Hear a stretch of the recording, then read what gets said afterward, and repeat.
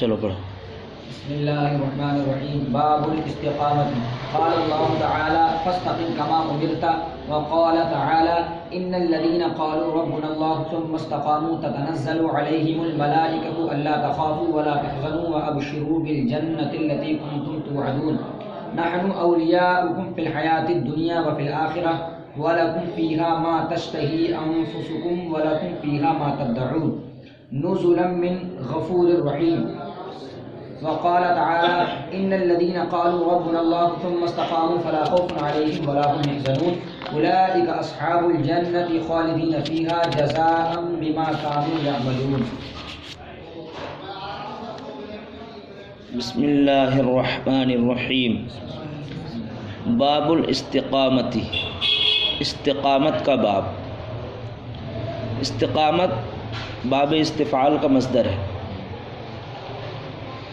استقام یستقیم استقامتا، جس کا لغوی معنی آتا ہے پائیداری، مضبوطی، راہ راست پر گامزن ہونا. تو استقامت کا لغوی معنی کیا ہوا؟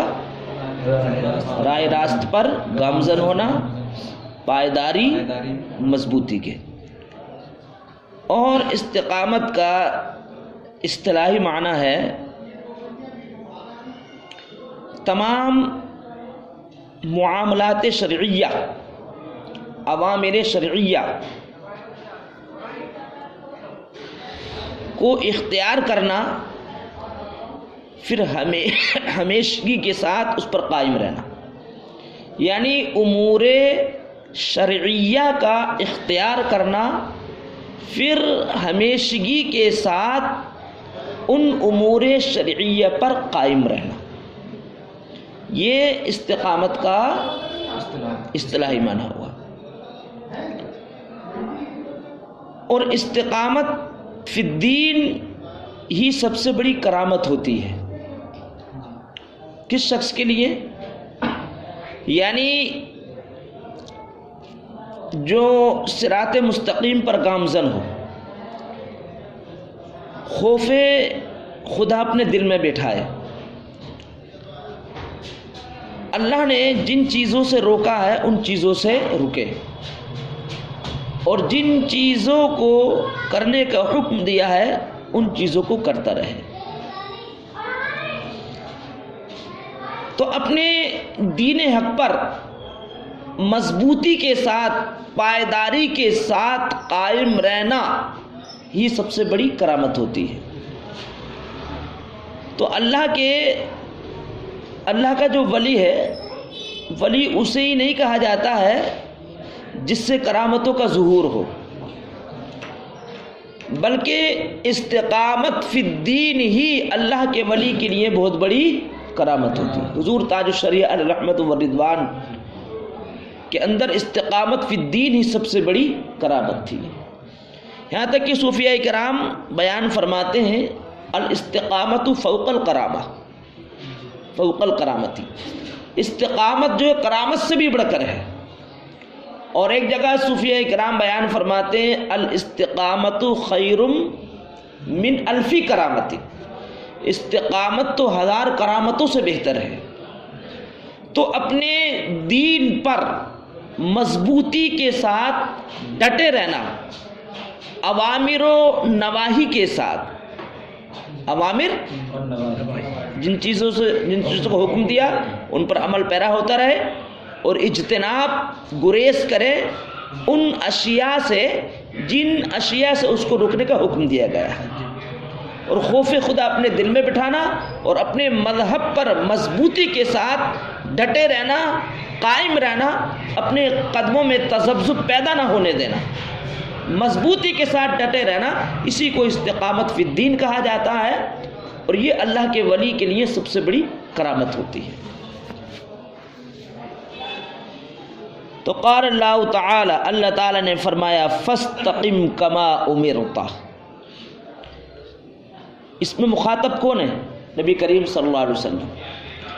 اللہ تعالیٰ فرماتا اے میرے حبیب مکرم، فاستقم، صراط مستقیم پر مضبوطی کے ساتھ قائم رہو، کما امرتا، جیسا کہ آپ کو حکم دیا گیا ہے۔ کیا مطلب؟ یعنی دین حق پر قائم رہو اور دین حق کی طرف دعوت دینے پر مضبوطی کے ساتھ قائم رہو، دین حق پر قائم رہو اور دین حق پر مضبوطی کے ساتھ لوگوں کو دعوت دینے پر قائم رہو، کما امرت، جیسا کہ آپ کو حکم دیا گیا ہے۔ تو اس سے یہ پتہ چلا استقامت کس کو کہا جاتا ہے؟ دین حق پر ڈٹے رہنے کا نام استقامت ہے۔ وقال اللہ تعالی، اور اللہ تعالی نے فرمایا، ان الذین قالوا ربنا اللہ ثم استقاموا تتنزل علیہم الملائکہ الا تخافوا ولا تحزنوا وابشروا بالجنۃ التی کنتم توعدون۔ ان الذین قالوا، بے شک جن لوگوں نے کہا، اس کا مقولہ کیا ہے؟ قال کا مقولہ کیا؟ ربنا اللہ۔ بے شک جن لوگوں نے کہا، کیا کہا؟ ربنا اللہ، ہمارا پالنہار اللہ ہے۔ مبتدا خبر دونوں معرفہ ہو تو تقدیم و تاخیر دونوں میں جائز ہوتی ہے۔ اللہ و ربنا بھی کہہ سکتے ہیں اور ربنا اللہ بھی کہہ سکتے ہیں۔ یہ کس صورت میں ہے؟ جبکہ مبتدا خبر دونوں معرفہ ہو تو دونوں کی ایک دوسرے کے ساتھ تقدیم و تاخیر جائز ہے۔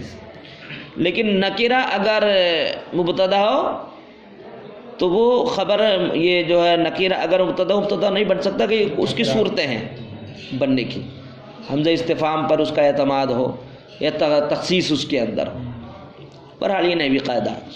ان الذین قالوا، بے شک جن لوگوں نے کہا ربنا اللہ، ہمارا پالنہار اللہ ہے، ثم استقاموا، پھر اسی توحید الہی پر مضبوطی کے ساتھ قائم رہے۔ یعنی کس پر؟ ربنا اللہ، ہمارا رب اللہ ہے، پھر اسی وحدانیت پر، یعنی رب کی توحید کا ڈنکا بجاتے ہوئے، رب کی توحید کا اعلان کرتے ہوئے، رب کی توحید پر، وحدانیت پر، اسی عقیدہ توحید پر، اسی عقیدہ، یہ کیا کہا؟ رب اللہ، ہمارا پالنہار اللہ، پھر اسی عقیدہ توحید پر مضبوطی کے ساتھ قائم رہے۔ تو ایسے عقیدہ توحید پر مضبوطی کے ساتھ قائم رہنے والوں کے لیے اللہ کی طرف سے انعام ہوگا۔ انعام کیا ہوگا؟ یہ کہ تتنزل علیہم الملائکہ، ان پر فرشتوں کا نزول ہوگا۔ کس وقت نزول ہوگا؟ ایک تو روایت یہ بھی یہ آتا ہے کہ جب لوگ یہ قبروں سے نکلیں گے، عقیدہ توحید پر مضبوطی کے ساتھ قائم رہنے والے موحدین، جب قیامت کے روز، ایک تو روایت میں یہ کہ موت کے وقت، جب روح قفس عنصری سے پرواز ہوتی ہے تو اس وقت فرشتوں کا نزول ہوگا، اور فرشتے کہیں گے اللہ تخافوا ولا تحزنوا ابشروا بالجنۃ التی کنتم توعدون۔ یعنی اے موحد، تو اس دنیا سے جا رہا ہے تو اپنے گھر والوں کا غم مت کر، اللہ تخاف ولا، تو نہ ڈر کر، نہ ڈر نہ خوف کھا، یہ وہ تیرے لیے تو جنت ہے، وہی جنت جس جنت کا تجھ سے دنیا میں وعدہ کیا جاتا تھا۔ تو ایسے موحدین جو اپنی عقیدہ و توحید پر قائم رہے، تو ایسے اشخاص حسنہ پر فرشتوں کا نزول ہوگا اور یہ خوشخبری دیں گے۔ کس وقت؟ جب انتقال ہوتا ہوگا دنیا سے، کہ اللہ تخافو، کہ تم نہ ڈرو، ولا تحزنوا، نہ رنجیدہ ہو، نہ افسردہ ہو، وابشروا بالجنت، تم کو، تمہارے لیے تو جنت کی خوشخبری ہے۔ کون سی جنت؟ جس جنت کا تم سے دنیا میں وعدہ کیا جاتا تھا، کہ ان الذین آمنوا وعملوا الصالحات جنات تجری من تحتها الانہار۔ ایک روایت میں یہ کہ یا پھر قبروں سے نکلیں گے قیامت کے روز، تب فرشتوں کا ان پر نزول ہوگا، پھر فرشتے کہیں گے تاکہ ان کے دل کو تسلی حاصل ہو جائے، اب قیامت کرو، گھبراؤ مت ہی، اس لیے کہ تمہارے لیے تو جنت ہے، کوئی عذاب نہیں تمہارے لیے۔ تو یہ فرشتوں کی آمد کا نزول اور یہ جنت کی خوشخبری کس کو ملے گی؟ موحد کو، یعنی استقامت فی الدین پر قائم ہونے والے کو۔ بے شک جن لوگوں نے کہا ہمارا پالنہار اللہ، ثم استقاموا، پھر اسی عقیدہ توحید پر قائم رہے مضبوطی کے ساتھ، تتنزل علیہم الملائکہ، تو ایسے موحدین پر، مستقیمین پر فرشتوں کا نزول ہوگا۔ اور یہ فرشتے کیا کہیں گے؟ فرشتوں کا نزول ہوگا کیسے، کس طور پر؟ اللہ تخافو، فرشتے کہیں گے اللہ تخافو، اے لوگو نہ ڈرو، خوف نہ کھاؤ، اللہ تخافو مت ڈرو، ولا تحزنوا، نہ رنجیدہ ہو، وابشروا بالجنہ، ابشر ابشروا جنت کی خوشخبری باب افعال سے، اور تمہارے لیے جنت کی خوشخبری ہے۔ کون سی جنت؟ التی کنتم توعدون، التی موصول، کنتم توعدون صلہ، موصول اپنے صلے سے مل کر صفت بنے گا کس کی؟ جنت کی۔ اب جنت موصوف اپنے صلے، اب جنت کی بنے گا صفت، اور جنت موصوف، موصوف اپنی صفت سے مل کر مجرور، جار اپنے مجرور سے مل کر ظرف لغو بنے گا کس کا؟ ابشر کا، اب ظرف لغو۔ تو اس جنت کی خوشخبری ہے تمہارے لیے جس جنت کا تم سے دنیا میں وعدہ کیا جاتا تھا۔ نحن اولیاؤکم فی الحیات الدنیا وفی الآخرہ، اولیاء مددگار، ہم تمہارے مددگار ہیں دنیاوی زندگی میں اور اخروی زندگی میں، یعنی جو استقامت فی الدین جس کے اندر صفت ہوتی ہے، یعنی جو استقامت فی الدین پر، جو دین پر ڈٹا ہوا ہوتا ہے، قائم ہوتا ہے مضبوطی کے ساتھ، تو غیبی طور پر اس کی دنیاوی زندگی میں مدد ہوتی ہے اور اخروی میں بھی مدد ہوتی ہے۔ لکم وَلَكُمْ فِيهَا مَا تَشْتَهِي أَنفُسُكُمْ وَلَكُمْ فِيهَا مَا تَدَّعُونَ، اشتہا یشتہی باب استفعال سے، باب افتعال سے، اشتہا یشتہی باب افتعال سے، جس کا معنی تھا تمنا کرنا، کسی چیز کی خواہش رکھنا۔ ادعا یدعی یہ بھی باب افتعال سے ہے، ادعا یدعی یہ باب افتعال سے، اس کا معنی کیا ہے؟ طلب کرنا، تمنا کرنا۔ اصل میں ادعا تھا، ادعا، تا کو دال سے بدل دیا، پھر دال کا دال میں ادغام کا، ادعا یدعی۔ وَلَكُمْ فِيهَا مَا تَشْتَهِي أَنفُسُكُمْ، اور تم فیہا کی ضمیر جنت کی طرف، وَلَكُمْ اور تمہارے لیے ہیں، فیہا اس جنت میں کیا؟ مَا تَشْتَهِي أَنفُسُكُمْ، جو تمہارا جی چاہے گا، جو تمہارا جی چاہے گا جنت میں تمہارے، جو پھل چاہو گے وہ پھل کھانے کے لیے ملے گا، اور جو حور چاہو گے وہ حور ملے گی۔ وَلَكُمْ فِيهَا مَا تَدَّعُونَ، دنیاوی بیوی ملے گی، کس طور پر؟ دنیاوی بیوی کو بھی حور بنا دیا جائے گا، لیکن کس صورت میں ملے گی؟ جب وہ بھی جنتی ہو۔ ارے بھائی جب وہ جہنم میں ہوگی تم جنت میں تو کیسے ملے گی؟ دولہا دلہن جب دونوں جنت میں ہوں گے تبھی تو ملے گی۔ اس لیے نکاح جو ہے ایسی ہی لڑکی سے کرنا چاہیے جو متقی ہو، پرہیزگار ہو، نیکوکار ہو، بد مذہب بد دین نہ ہو، بدبودار سڑی ہوئی وہابیہ نہ ہو۔ بدبودار وہابی ہوگی تم کو بھی کھینچ کر کے لے جائے گی اپنے دھرم کی طرف، تو خود بھی جہنمی ہو جائے گی، خود جہنمی تو ہے ہی اور تم کو بھی جہنمی بنا لے گی۔ اس لیے شادی کرو تو ایسی لڑکی سے کرو کہ دلہن بھی جنتی ہو اور دولہا بھی جنتی ہو۔ وَلَا تُنَاكِحُوهُ، بابی دیوبندیوں کو نہ اپنی بیٹی دو نہ ان کی بیٹی لو، تو رشتے ایسی جگہ کرو کہ لڑکا بھی جنتی رہے اور لڑکی بھی جنتی رہے۔ چلو، وَلَكُمْ فِيهَا مَا تَدَّعُونَ، اور تمہارے لیے اس جنت میں ہے، ماں عمومیت پر دلالت کر رہی ہے، جو تم چاہو گے، جو تم طلب کرو گے وہ جنت میں تمہارے لیے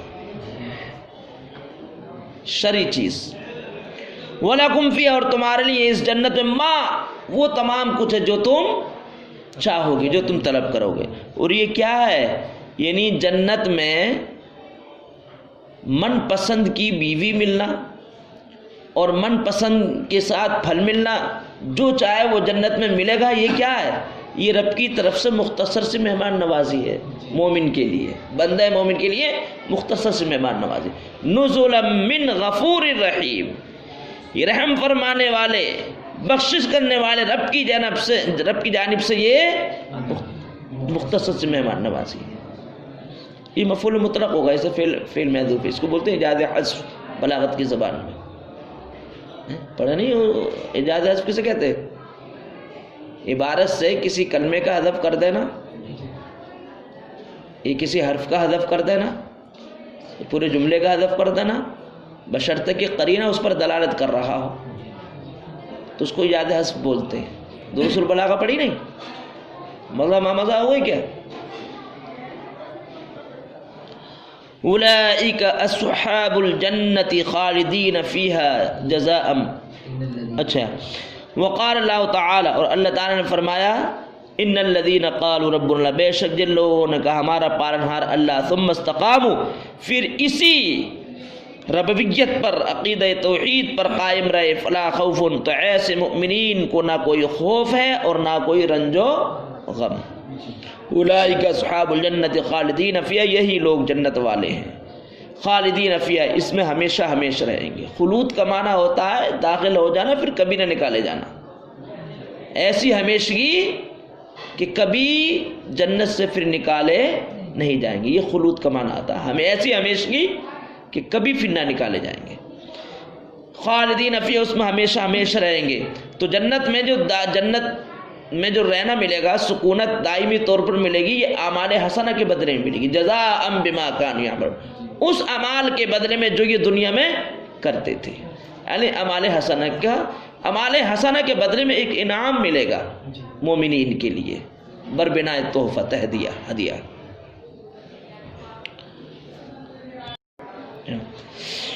ونبی امرین، حضرت ابو امر سے مروی ہے، وقیلہ یہ بھی کہا گا ابی امرہ سے مروی ہے.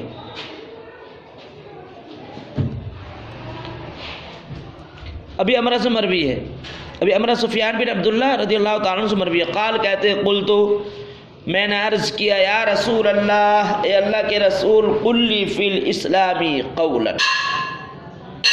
قل لی فی الاسلامی قولا لا اسأل عنہ احدا غیرک.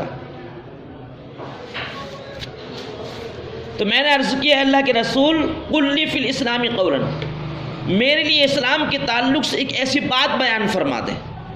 قولا موصوف ہے، لا اسأل عنہ احدا غیرک، یہ پورا جملہ صفت بنے گا. یاد رکھو نکرہ کے بعد جو جملہ واقع ہوتا ہے وہ صفت واقع ہوتا ہے، اور معرفہ کے بعد جو جملہ واقع ہوتا ہے وہ حال ہوتا ہے. قل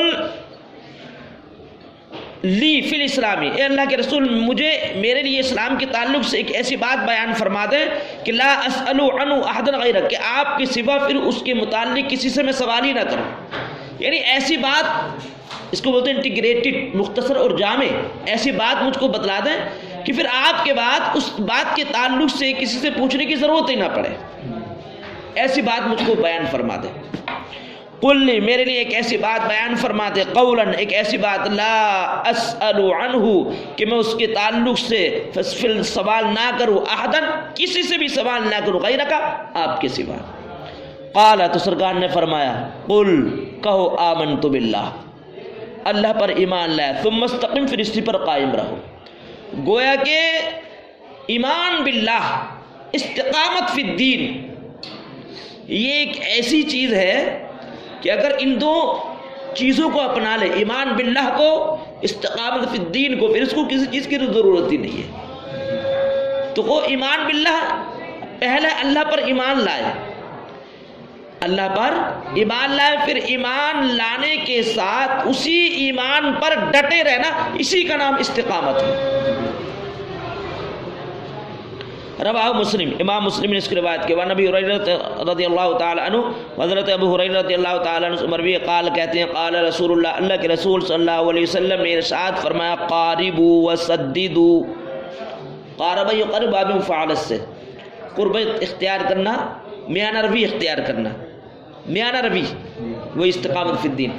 قاربوا، میانہ روی اختیار کرو، یعنی راہ اعتدال اختیار کرو، افراط و تفریط سے پاک ہو، راہ اعتدال اختیار، مطلب اپنے دین پر مضبوطی کے ساتھ قائم رہو، اس میں نہ ڈھیل پیدا کرو نہ سختی، راہ اعتدال قائم کرو. وسددو، اور اسی راہ اعتدال پر مضبوطی کے ساتھ قائم رہو.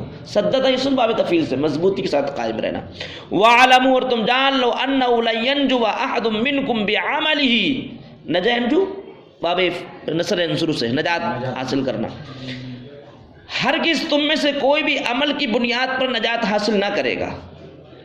لن ینجو ہرگز نجات حاصل نہ کرے گا. احدن کوئی ایک بھی منکم تم میں سے بعملی اپنے عمل کی بنیاد پر. ولا قالو تو لوگوں نے عرض کی ہے ولا انت یا رسول اے اللہ کے رسول آپ بھی نجات حاصل نہیں کریں گے. قال تو سرکار نے فرمایا ولا انا میں بھی نہیں الا ان یتغمد.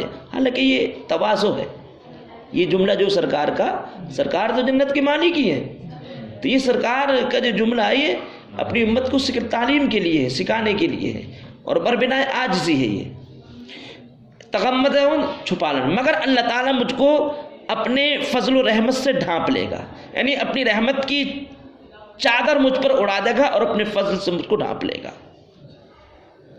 تغمد ڈھانپنا میں بھی نہیں مگر میرا رب مجھ پر اپنی رحمت کی چادر اڑا دے گا اور فضل اور اپنے فضل و انعام کی مطلب کیا اپنی رحمت میں چھپا لے گا. اب کہہ رہا ہوں المقاربت کا معنی کیا ہے. مقاربت کا معنی کیا القصد الذی لا غلب فی ولا تقصیر. لا غلب لا جنس لا غلب فی ولا تقصیر. مقاربت کا معنی میانہ روی قصد میانہ روی. کیسی میانہ روی الذی لا غلب فی جس میں نہ زیادتی اور نہ کمی ہو یعنی برابری میانہ روی اعتدالیت. غلو زیادتی تقصیر کمی پن نہ زیادتی ہو نہ کمی ہو یعنی راہ اعتدال. سداد کا معنی کیا الاستقامت والاصابہ مضبوطی کے ساتھ قائم رہنا اس پر ڈٹے رہنا پہنچنا. یہ تغمد کا معنی کیا یلبسنی یہ اللہ تعالیٰ اپنی رحمت کی چادر پہنا دے گا مجھ کو ویستری اور اپنی رحمت کی چادر میں مجھ کو ڈھانپ لے گا. قال علماء نے کہا معنی الاستقامتی استقامت کا معنی کیا ہے لزوم طاعت اللہ تعالیٰ اطاعت الہی کو لازم پکڑنے کا نام استقامت ہے. استقامت کا معنی کیا اللہ تعالیٰ کی اطاعت کو لازم پکڑنا. قالو اور علماء نے کہا ہے وہی من جوامع الکلمی اور یہ جو ہے جوامع کلم میں سے ہے استقامت یعنی نبی کریم صلی اللہ علیہ وسلم کلام کو جوامع کلم کہا جاتا ہے. اور جوامع کلم کس کو بولتے ہیں جس کے الفاظ کم و معانی زیادہ ہو. جوامع کلم کس کو بولتے ہیں الفاظ کم ہو اور معانیوں کا سمندر ان الفاظ کے اندر موجود ہو تو یہ جوامع کلم میں سے ہے. وہی نظام العموری اور معاملات کے نظام کا نام استقامت ہے. وباللہ توفیق اور اللہ ہی کے ساتھ توفیق ہے. اللہ ہی توفیق دینے والا ہے. توفیق اللہ ہی کے ساتھ ہے. یہ اللہ ہی توفیق دینے والا ہے.